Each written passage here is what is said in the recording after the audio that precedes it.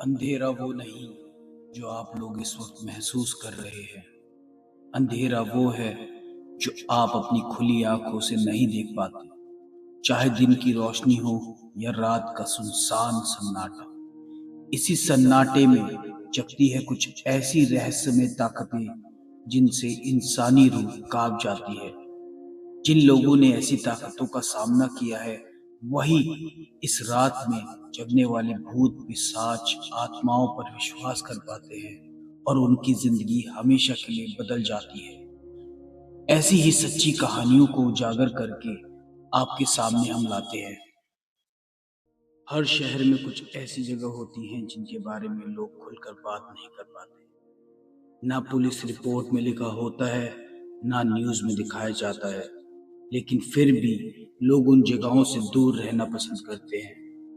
देहरादून के पुराने एरिया में एक ऐसा ही होटल था, होटल शिवराज। बाहर से देखने पर एक नॉर्मल सा होटल, लेकिन अंदर उसमें एक रूम है जिसका नाम था 307। कहते हैं इस रूम में रात के 2:17 एक फोन कॉल आता है और जो उस फोन कॉल को उठाता है वो कभी वापस नॉर्मल नहीं रह पाता। सन था 2023। आरव एक सिंपल सा लड़का जॉब के लिए नए शहर शिफ्ट हुआ था। उसने कभी भूत पिशाच इन पर यकीन नहीं किया। उसके लिए सब कुछ लॉजिकल था, सब कुछ साइंस था, जब तक उसके साथ ये सब शुरू नहीं हुआ था। शिफ्ट होने से एक दिन पहले आरव अपने घर पर था। तभी रात में सोते हुए 2:17 पर उसका फोन बजता है। वो उसे इग्नोर करता है। फिर से एक बार कॉल आता है, जैसे उससे कोई मजबूर कर रहा हो उससे बात करने के लिए। आखिरकार वो फोन उठाता है। दूसरी तरफ सिर्फ सांस लेने की आवाज और फिर एक आवाज आती है, मत आओ, और फिर कॉल कट जाता है। अगली सुबह दिखाया जाता है आरव ने इस बात को इग्नोर किया। वो अपने नए शहर पहुंचा। टैक्सी सीधा उससे ले गई होटल शिवराज। रिसेप्शन पे एक अजीब सा सन्नाटा था, जैसे वहां कोई रहता ही नहीं। ना कोई रूम्स, गेस्ट, कुछ नहीं। एक खाली सुनसान बेयावान बिल्डिंग। मैनेजर ने उससे की दी और रुककर बोला, रूम 307। इस बार उसके हाथ हल्का सा कांप गए। उस रात बारिश इतनी तेज थी जैसे आसमान टूट रहा हो।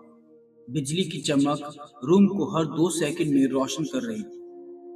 रात 2:17 पर आरव के फोन पर कॉल आता है।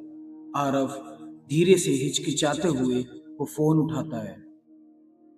कौन है? इस बार आवाज आती है, तुम आ गए, तुम्हें नहीं आना चाहिए था। इस समय आरव का दिल जोर जोर से धड़कने लगा। हालांकि वो इन सब चीजों पे यकीन नहीं करता था, ना भूत पे ना पिशाच पे।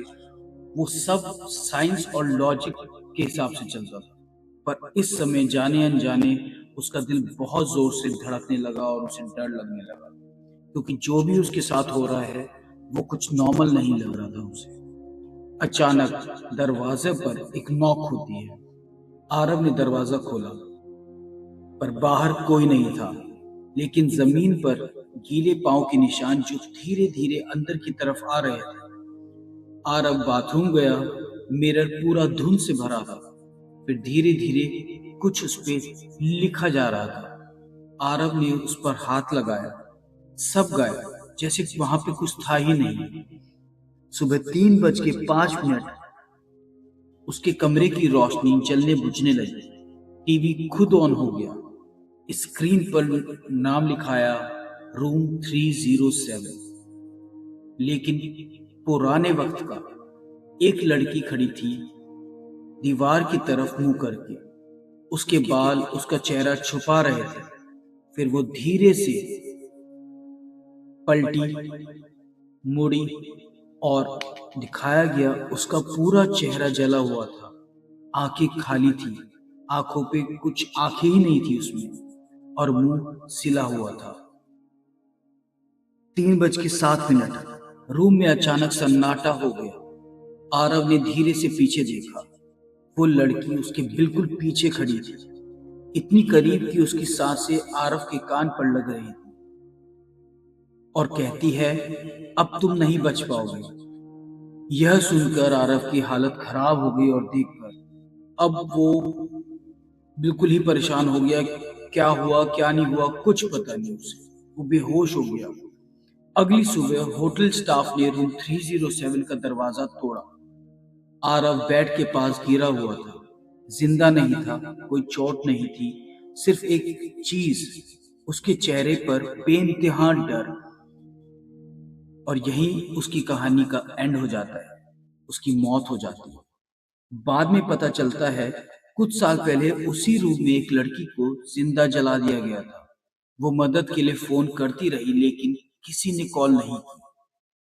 उसकी मौत का वक्त था 3 बज के